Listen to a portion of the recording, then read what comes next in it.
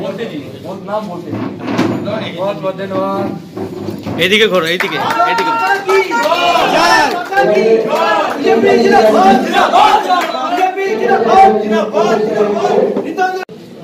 Thank you माता। एक बार कि आज आजाद होने से पहले ही हिंदुस्तान का बंटवारा हो गया। 15 अगस्त 1947 को देश को आजादी मिली।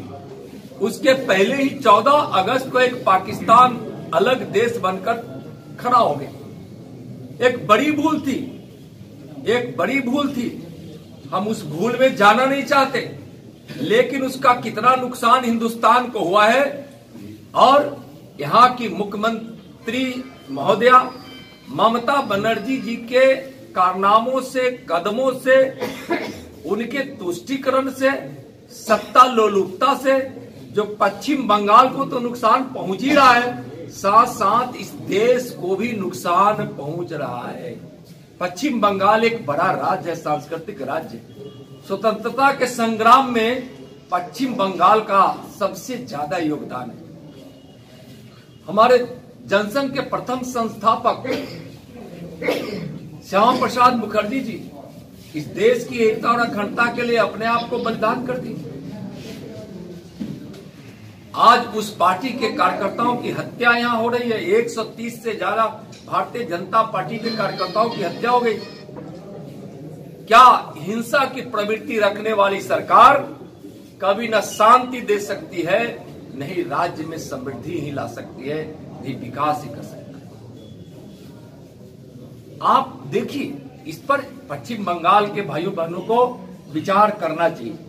आज जिस प्रकार से आप देख रहे होंगे कि हर क्षेत्र में सामान्य जन तृणमूल टोलाबाजी टैक्स, आज छोटे छोटे दुकानदारों से, छोटे छोटे सब्जी बेचने वाले, खुमचा बेचने वाले लोगों से तृणमूल कांग्रेस के लोग मोहल्ले में टैक्स वसूल रहे हैं।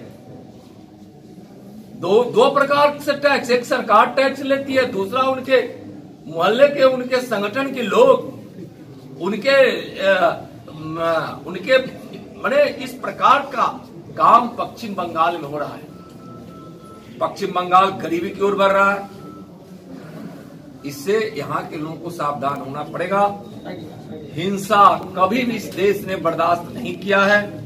हिंसा पे उतारू यहाँ की पश्चिम बंगाल सरकार की व्यवस्था को मैं निश्चित रूप से भर्त्सना भी कर रहा हूँ। और यह सांस्कृतिक राज वाला, स्वतंत्रता के संग्राम में सबसे बढ़ चढ़कर भाग लेने वाला और देश के एक महत्वपूर्ण ऐसा राज्य जो जहां हमारी देश की सीमा कई देश की सीमा से मिलती है, बहुत महत्वपूर्ण यह राज्य है। इसलिए यहाँ के लोगों की समृद्धि, यहाँ के लोगों के सम्मान और यहाँ के लोगों की सुरक्षा, यहाँ के नौजवानों को रोजगार और माननीय प्रधानमंत्री नरेंद्र मोदी जी की 80 कल्याणकारी, गरीबों के जीवन में खुशियां देने वाली लाभकारी योजनाओं से इस बंगाल को वंचित रखी हुई ममता बनर्जी जी की सरकार के दिन पूरे हो गए हैं। आगे आने वाले विधानसभा चुनाव में भारतीय जनता पार्टी की भारी बहुमत से सरकार बनेगी। हमारे 130 कार्यकर्ताओं का बलिदान और पश्चिम बंगाल के गरीबों की आह, जो हमारे केंद्रीय सरकार की योजनाओं से राज्य की सरकार वंचित रख रही है, यह आह ममता जी की इस सत्ता को समाप्त कर देगी।